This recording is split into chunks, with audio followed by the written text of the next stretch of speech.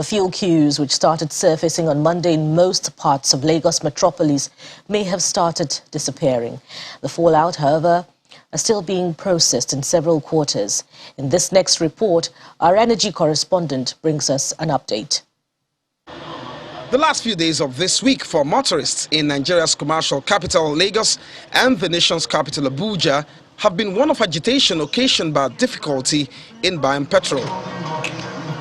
Top of what many didn't want to imagine under the circumstance is a repeat of the past where people spent days queuing at fuel stations. In the past, when situations like this surfaces, it's easily related to issues around pricing largely.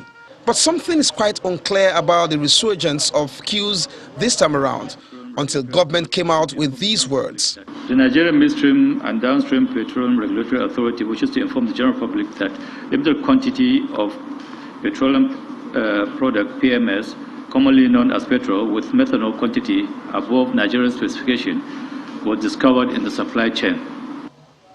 Actions, they say, have consequences. Now we know that an off-spec product was introduced into the supply chain, which now requires rinsing and mop-up. To do that, the quantity that has made it into the market has to be withdrawn. The balance on the wings has to be withheld. Two factors that produced the delays and queues. The steering committee has also been set up. That steering committee comprises of myself, the chairman of DAPMAN, the MD of PPMC, and the ED from the NMDPRA. And the remit there is really to drive and oversee the remediation process over the next 2 to 4 weeks to make sure that we really are closing out on the technical issues, the logistics issues, the operational issues, and at the same time addressing the compensation that's much needed. But there's more. That shortfall has to be plugged. More volumes of petrol has to be sourced, and the integrity has to be guaranteed.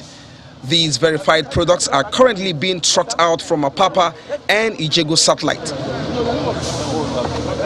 We have learned a lesson of extra due diligence, to be honest with you. That's all, the only thing I can say, because there's no excuses. But whatever we say, people will not understand. I will not make any excuses. Whilst that subsists, questions are being asked, and the Group Managing Director, NNPC Limited, Malam Melekari, has made some clarifications. NNPC investigations reveal the presence of methanol in 4 of the PMS cargos imported by our DSTP suppliers,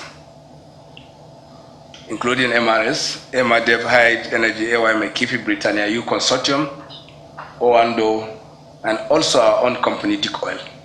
It is important to note that the usual quality inspection protocol employed in both load port in Belgium and our discharge ports in Nigeria do not include the test for percentage of methanol content, and therefore additive was not detected by our quality inspectors. We'd like also to emphasize that all defaulting suppliers have been put on notice for remedial actions, and NNPC will work with the authority to take further necessary actions in line with subsisting regulations. Here are a few points to be considered from that clarification. A methanol-laden petrol was brought in. That said product, no one detected the spiked levels of additives when they came in.